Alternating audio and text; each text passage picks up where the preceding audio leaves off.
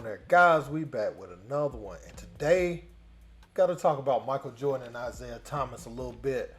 Again, now, we've covered this topic time and time again, but Isiah has said something else about Michael Jordan, and it was, again, about the Jordan rules and about him going to the league office and complaining about some of the fouls, some of the rather hard fouls that he was taking, and, some which were airborne. He was up in the air and doing some stuff, and they were slamming him out the air and all types of stuff. Well, Isiah said that all the other stars, they took it in stride, but Jordan was quote unquote crying about it. And I have a lot to say about this today. As far as Isiah Thomas, like after a while, you have to look at it as you may be on some of the platforms getting asked these questions to keep something going, because after a while, you be the only one talking about a person. Now, I understand he brought it back up in The Last Dance, and you said it's on until you get a public apology, which you'll never get. So, just let him go that way, and you go the other way. Now, one thing Isiah did say is that, Jordan talked to Magic and sent an apology through Magic instead of issuing one himself, which that would probably irritate me too, because you can't, put something out publicly and then apologize to me in private. You got to do them both, the same way. But first, I want to show some time that they reverenced each other and gave each other their just due, no matter what, they were going through at the time. And we're going to look at what Isiah actually said. Actually, let's peep that first, and then we're going to check out what they've said about each other over the years. Every time you hit him, he was crying. Oh, motherfucker hit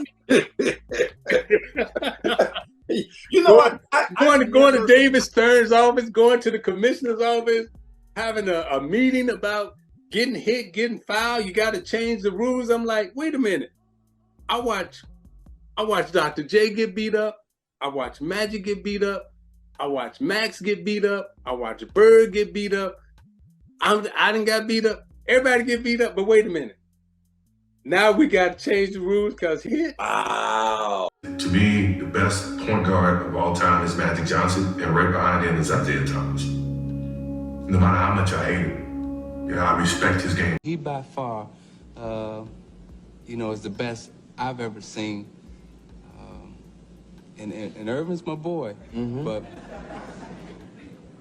Air, yeah. It's something else. Yeah. He real sweet. Yeah. I mean, the dude, you see what he be doing? Yeah. And it ain't like we in high school. So Michael Jordan is truly the greatest of our time. Jordan was the most dominant player in our era. Without question, this guy's the greatest that I've ever seen play. It's his fundamental base combined with his skill base that makes him the greatest player to ever play.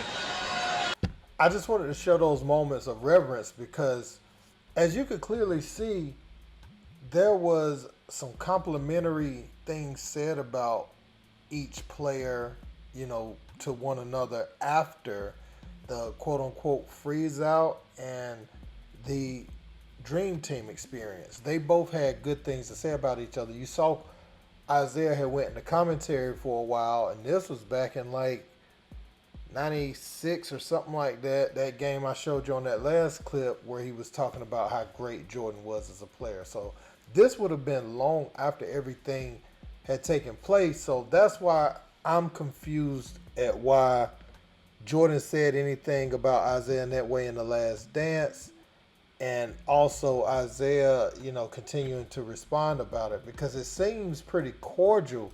Like, you ain't got to be the best of friends, but it seems like those two can be in a room together. Like, it don't, unless something happened that we don't know about. Now, Isiah speaks about his brother and his family protecting Jordan when he was in Chicago, and maybe he feels a little betrayed because he, invested so much time in making sure he was good when he was in the city. Because, the narrative is Isiah is jealous Jordan came in and took his city, and maybe there's some validity to that, but also he didn't have to go out his way to make sure Jordan was good like that if he didn't really want to see him do good.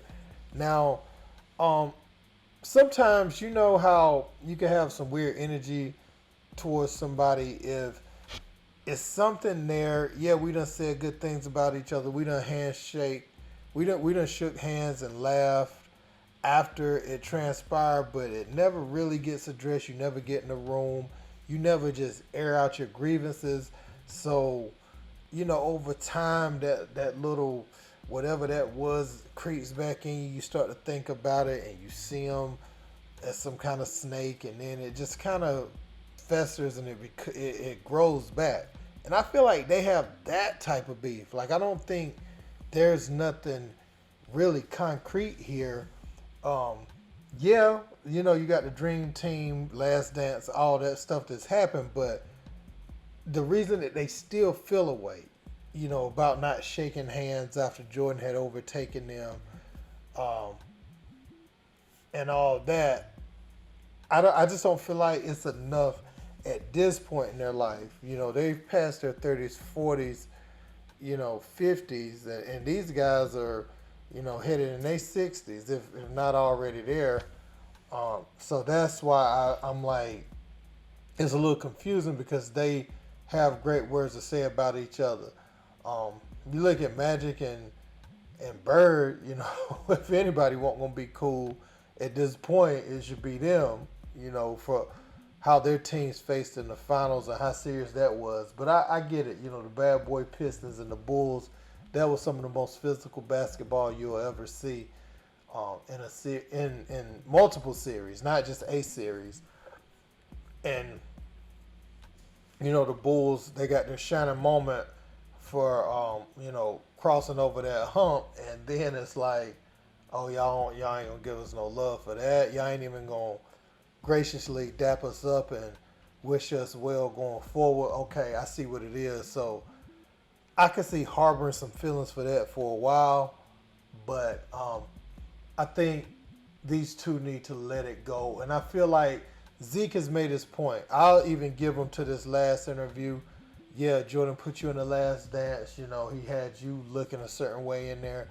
But don't continue to allow them to use it as clickbait and not even looking out for Jordan in a way, but it just projects you as bitter after a while. And real basketball heads know what you brought to the game, so you don't have to continue to try to say it was his fault, he did this, he did that. Like, we appreciate you just for being Isiah Thomas, you know what I'm saying? And some people's minds, number 2 point guard in a certain era, like, or even of all time, some people gonna always hold you there, no matter what. So you're at a very high bar by yourself. So you don't have to continue to attach Jordan to your legacy in this way. I mean, the competitions are there, but you don't have to make it more of a beef than it was. We know Dream Team, we know all that stuff is well documented, but to continue to talk about it on several platforms, I feel like sometimes when you're the only one talking, it starts to look like it was you. Whether it was you or not, it just starts to look like you. So that's all I would caution him of. But hey, man, I want to know what you guys think about this in the comments. Don't forget to like, share, and subscribe. Until next time, peace.